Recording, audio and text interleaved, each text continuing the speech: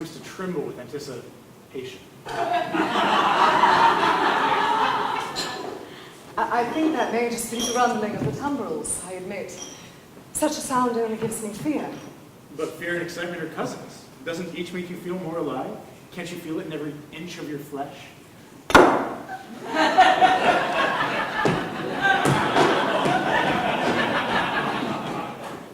You speak passionately.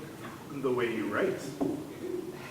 Shall make me blush as deeply as our little French maid there. Oh, that.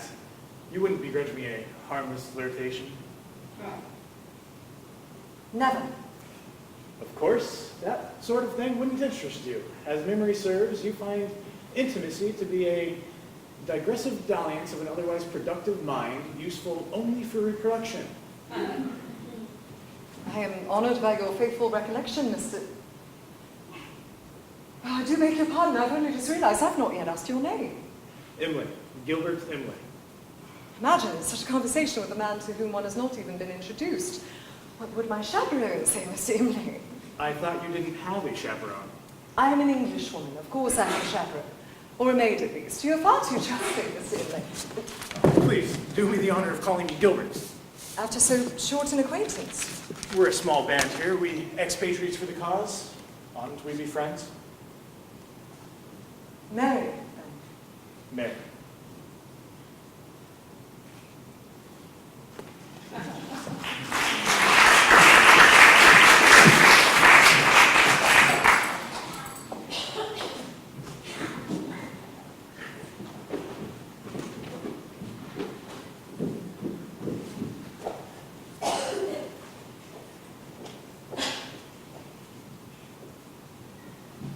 We shall each find other accommodations. I don't know why you're growing so angry. It was such a silly misunderstanding. Mary, please leave me be. But why are you so out of sorts? Because if I am to be evicted from my quarters, I should at the very least like to have enjoyed the licentious behavior of which I stand accused. I have no idea how they came to the conclusion. Because of you, Mary. Because of your behavior, which has exceeded even the tolerance of the French. My behavior? You come to my door, Mary, at all hours, in all manner of dress. To discuss my ideas. I know that. Our landlady does not. We are adults. It is none of her affair. It is no affair at all. I simply mean that she had no right to judge our behavior, even if it had been what she believed it to be. And after all, as you say, we are in France, for heaven's sakes. Even in France, they have the good sense to disguise their intrigues to some degree, even the false ones. You almost sound angry at the falsehood.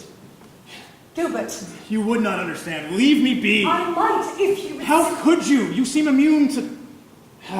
never mind. Gilbert! Do you feel nothing? Have you no need for human contact? You aren't human. I am! Well, I am too much so. I suppose you feel everything too much too. I do, but I do not wish to.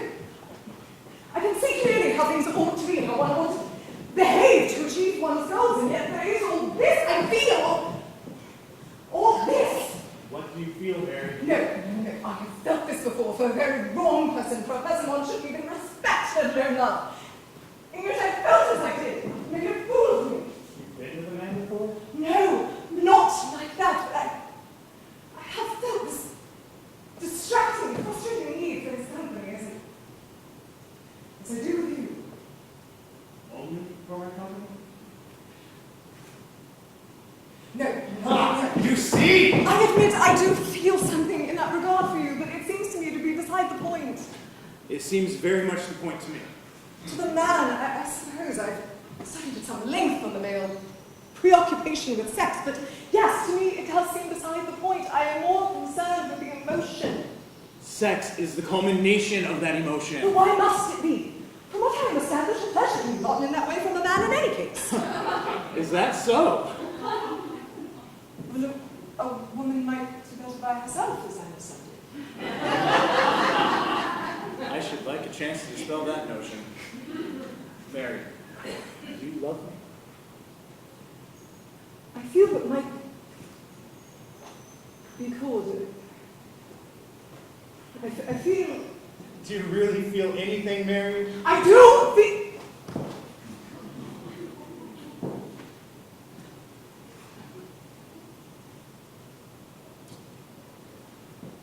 You do feel all right. Quite good, in fact.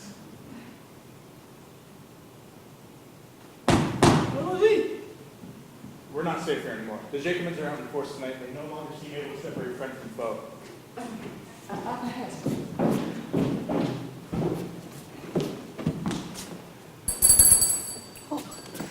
Bonsoir, monsieur. Bonsoir, monsieur. My husband and I have been traveling all day, and we are very weary. We are in need of a room. May I ask? But of course, monsieur. Madame, please, this way. It's a be, madame.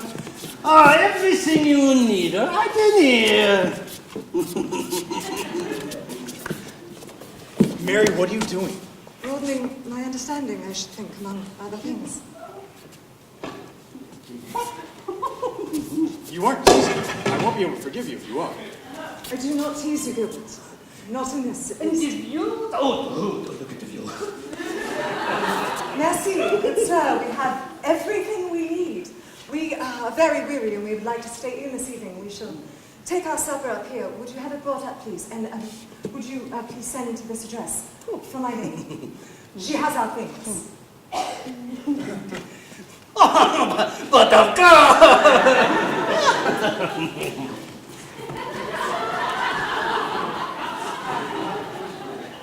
She has your things. Our things seemed better suited to the illusion.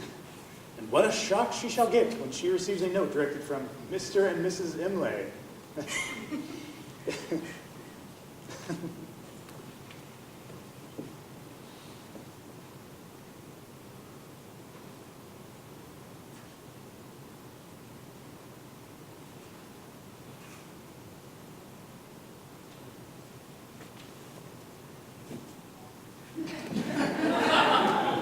You really have never done this before. This was already known to you. But the way you kissed me on the street, I thought perhaps I want you to kiss you. you say that as though you've never wanted anyone before. I haven't. And if you had, I suppose I could be doing as I'm doing now. you simply do as you choose. Should we not all live by choice? You are a woman like no other. No. I just have the gift of knowing what it is I want, despite being told I have no right to it.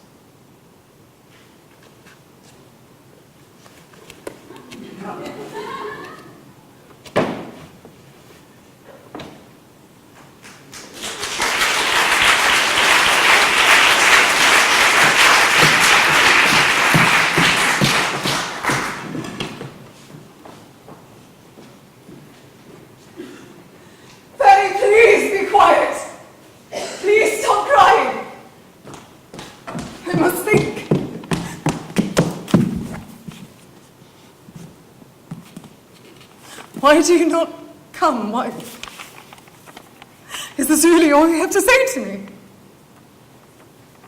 You say your business takes you to London, and you will return. You say that your business keeps you in London, and so we follow, and yet you will not see us. You will not meet your daughter. It is not your wife who keeps you away. She's in Kentucky, wherever that may be. You will not see Fanny, nor give coin to feed her.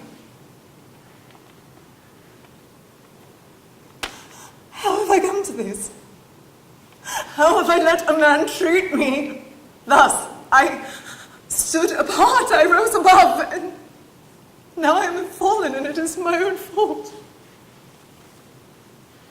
And why can I not stop this pain? It is of the mind. I am a creature of the mind. Why can I not stop it? It must end. I will go to the bridge,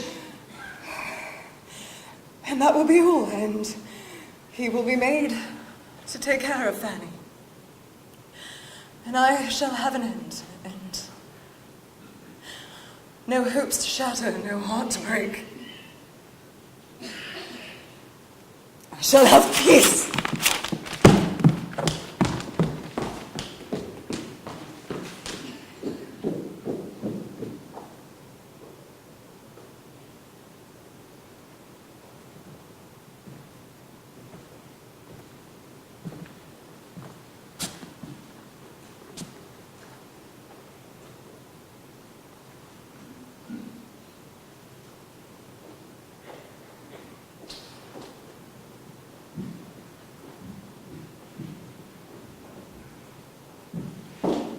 Miss Wollstonecraft, Yes.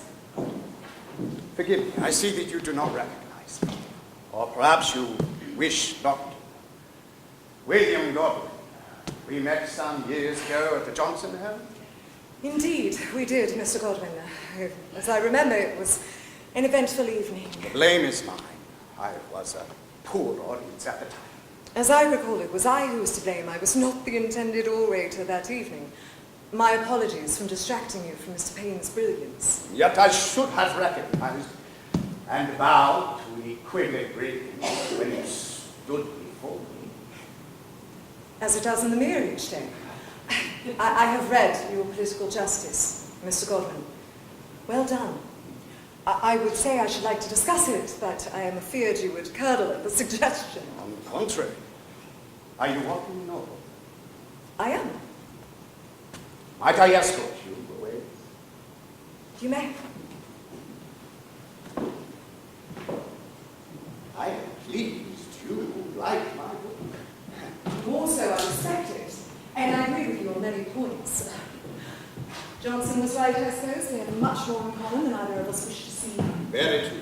And in some highly unexpected ways. I hardly expected a woman who champions the roles of wife and mother to be so ardently opposed to marriage in her own. Well, I believe both roles to be of vital importance to society, but the former is in opposition to my own interests. I should prefer a partner to a jailer, I think.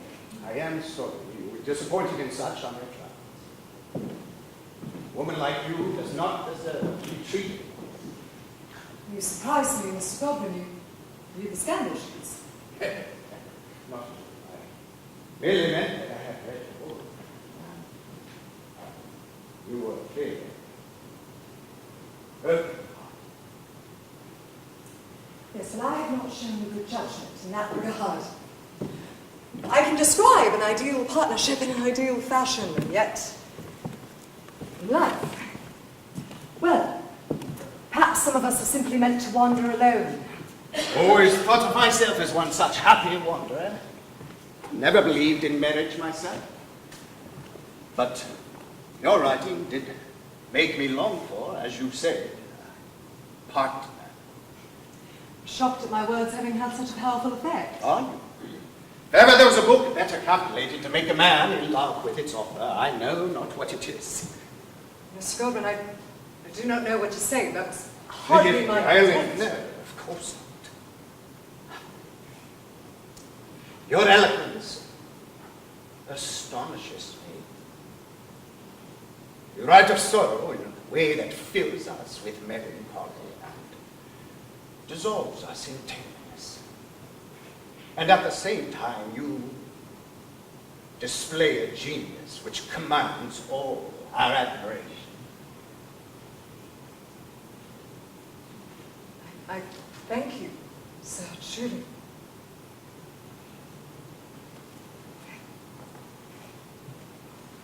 Are you recovered, Miss Wollstonecraft, from your melancholy? I no longer have any wish to kill myself, if that is what you mean. It is. I am glad that I did not succeed, but everyone wishes for me to express my regret, to lament my choice, but I cannot. My despair at the time was deeply felt, and I meant it. I meant to kill myself. The fact that I am now glad that I did not succeed does not mean I did not wish to at the time. I understand. But I share in your current pleasure at your failure. Perhaps I should wish that I had felt it less, that I had not suffered so. Now, if your writing is any indication, your affliction has tempered your heart to a softness almost more than human. If I were not an atheist, I might call it divine.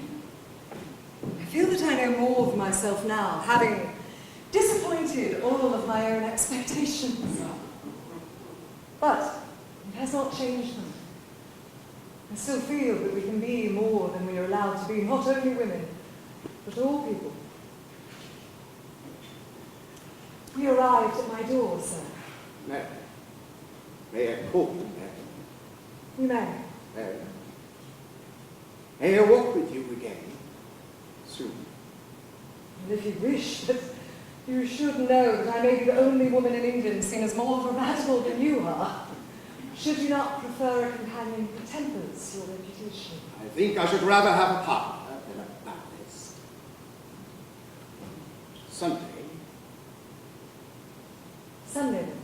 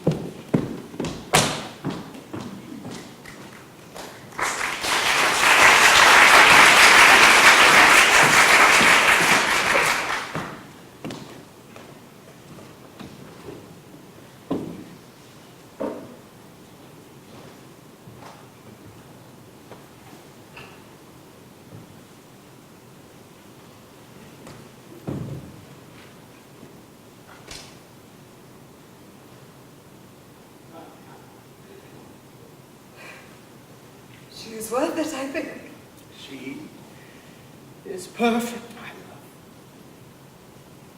And in a few days' time, you will be up and able to share her perfection with the world as you do your own. In a few days' time, you will have buried me, my love. Do not say such things.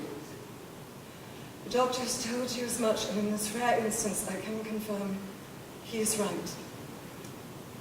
It will not last the night, I feel it. If you speak so, then it will be so. Raise her as I would have. Rest. No. Do not stop me speaking now, love. I may not have another opportunity.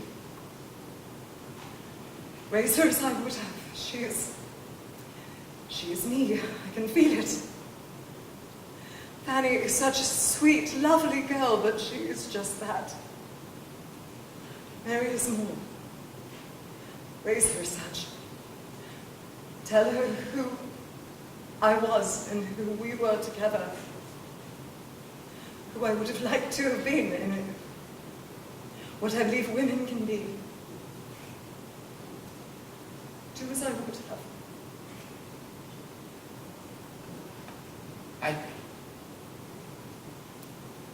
Let me hold her one more time.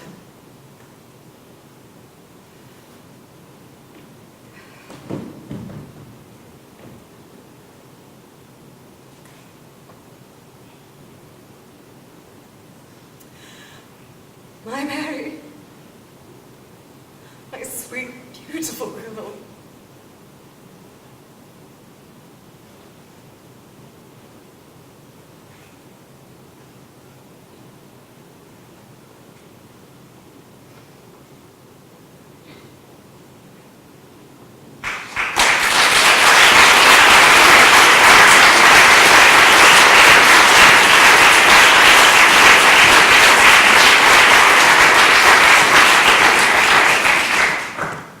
Despite their mutual dislike of marriage, Godwin and Mary wed shortly before Mary's death, so that their daughter would not bear the stigma of being a bastard. Godwin raised Fanny as his own, and was a loving father to both her and Mary, whom he adored and educated as her mother had wished. Godwin started his own publishing house and wrote a biography of his dearly departed wife. Although he had written it with the intent of inspiring the same love and admiration he felt for her, the biography had the opposite effect of publicizing her scandals and alienating those who had previously appreciated her writing. Her work fell out of publication for nearly 100 years. It wasn't until the rise of the feminist movement at the turn of the 20th century that her work finally came to the fore once again and earned the acclaim it so richly deserved. Her namesake daughter lived a life Mary would likely have admired and mourned at once. Unlike her mother, she wrote fiction. The young Mary Godwin, later known as Mary Shelley, became known as the mother of science fiction. Her most famous work has never fallen out of publication. You may know it as the modern Prometheus, or by its more famous title, Frankenstein.